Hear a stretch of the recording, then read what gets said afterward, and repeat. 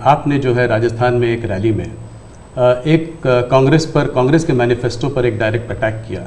आपने ये तक कहा कि इनका एक स्कीम है जिससे कि ये वेल्थ डिस्ट्रीब्यूट करना चाहते हैं, ये पता लगाना चाहते हैं किसके पास कितनी जमा पूंजी है, किसके पास कितना पैसा है, किसके पास कितना सोना है, सिल्वर है, चांदी है, और उसको वो मुसलमानों में और घुसपैठियों में बांट देना चाहते हैं। क्या ये थ्रेट इतना रियल है? क्या आपको ऐसा दिखता है? कांग्रेस का जहाँ तक मैनिफेस्टो है, कोई मुझे बताए क्या चुनाव के अंदर पॉलिटिकल पार्टियों के मैनिफेस्टो ये कोई शोपीस के लिए होते हैं क्या? सचमुच में तो मीडिया का काम है कि हर एक पॉलिटिकल पार्टी के मैनिफेस्टो की बारीकी से जांच पड़ताल करे। मैं इंतजार कर रहा था कि मीडिया करे। पहले दिन मैंने एक कमेंट तो कर दिया था जी, मैं कोई आज कर नहीं रहा जी, कि भाई मुझे मैनिफेस्टो देख करके लगता है कि इस पर पूरी तरह मुस्लिम लीग की छाप है। तो मुझे लगा कि मीडिया चौंक जाएगा, जो एनालिसिस करने वाले चौंक जाएंगे, लेकिन पता नहीं अब उनकी व्यस्तता कुछ और है। मैनिफेस्टो में उनकी तरफ से जो परोसा गया उतना ही गुड़ी गुड़ी उछालते रहे। फिर मुझे लगता भी ये तो इकोसिस्टम का बड़ा मिलीभगत लगता है। अब मुझे सच्चाई लेकर जाना पड़ेगा।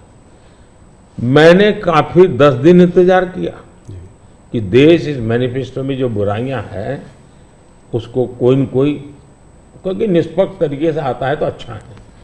आखिरकार मुझे मजबूरन ये सच्चाइयां लेकर के आनी पड़ी। अब देखिए साहब, अब उनके एक महाशय ने अमेरिका में इंटरव्यू दे दिया जी, इनहेरिटेंस टैक्स। तो इनहेरिटेंस टैक्स की बात ले आए, 55% टैक्स आपकी प्रॉपर्टी। अब मैं विकास और विरासत की बात कर रहा हूँ, ये विरासत को लूटने की बात करते हैं। तो मैं और वेल्थ रिडिस्ट्रीब्यूशन की बात करते हैं, और उनके आज तक का इतिहास है, वो करेंगे क्या?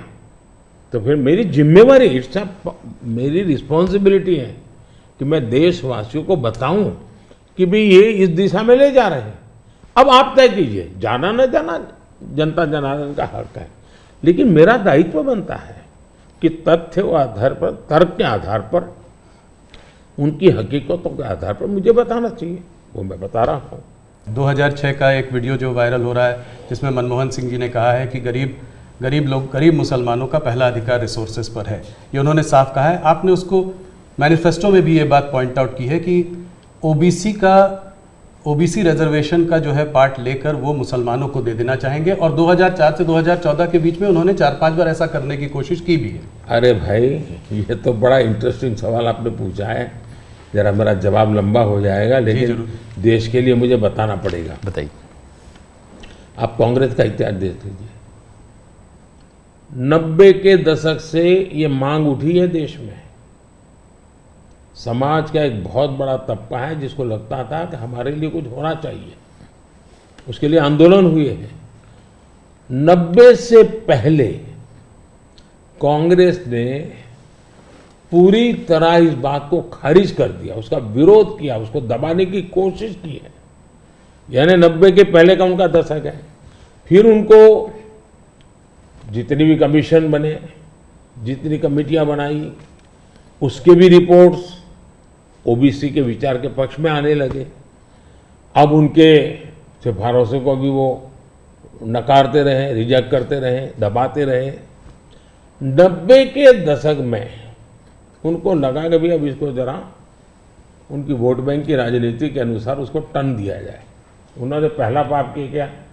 90s के दशक में कर्नाटका में उन्होंने धर्म के आधार पर, आपको याद होगा, कर्नाटका में उन्होंने धर्म के आधार पर मुसलमानों को ओबीसी घोषित कर दिया। यानी देश के ओबीसी को नकारना, उस विचार को दबाना, उस विचार को रिजेक्ट करना, लेकिन राजनीति खातर मुसलमानों को ओबीसी घोषित कर देना। केंद्र से कांग्रेस गई, 2004 तक ये प्लान ठप रहा, उनका इरादा पक्का नहीं हुआ। 2004 में वो फिर आए, तो आते ही आंध्र में मुस्लिम को ओबीसी कोटा ये देना तय कर लिया। मामला कोर्ट में जाके उलझ गया।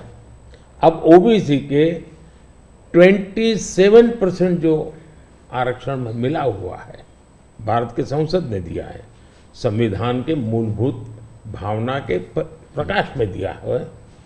27% शहद लगाने की उन्होंने तैयारी कर दी, डाका डालने की कोशिश की।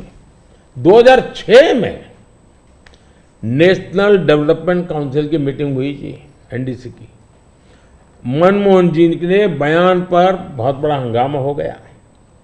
2 साल कांग्रेस पूरी चुप रही। 2009 के घोषणा पत्र में फिर से इसका जिक्र किया। 2011 में कैबिनेट नोट है इसका।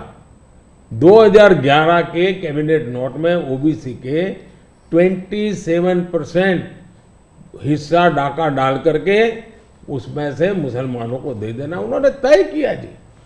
2012 यूपी चुनाव में भी उन्होंने इसकी एक असफल कोशिश की, फायदा नहीं हुआ। 2012 आंध्र हाईकोर्ट ने इसको रिजेक्ट कर दिया, रद्द कर दिया, कानूनी जजमेंट आ गया। एससी में गए, सुप्रीम कोर्ट में गए, वहां भी उनको कोई रिलीफ नहीं मिला। 2014 के घोषणा पत्र में भी धर्म के आधार पर आरक्षण की बात कही है, जबकि हिंदुस्तान का संविधान जब बना तब तो कोई आरएसएस वाले, बीजेपी वाले संविधान सभा में नहीं थे। बाबा साहब आम्बेडकर जैसे लोग बैठे थे, पंडित नेहरू जैसे बैठे थे, सरदार वल्लभ भाई बैठे थे, देश के कई महापुरुष बैठे थे। उन सब ने लंबे चिंतन के बाद तय किया था कि भारत जैसे देश में धर्म के आधार पर आरक्षण नहीं दिया जा सकता। 2024 के चुनाव में आप देख रहे हैं उनका मैनिफेस्टो, और मैंने कहा इस पर पूरी तरह मुस्लिम लीग की छाप है, यानी मुस्लिम लीगी नीतियां उन्होंने अपनाना शुरू किया।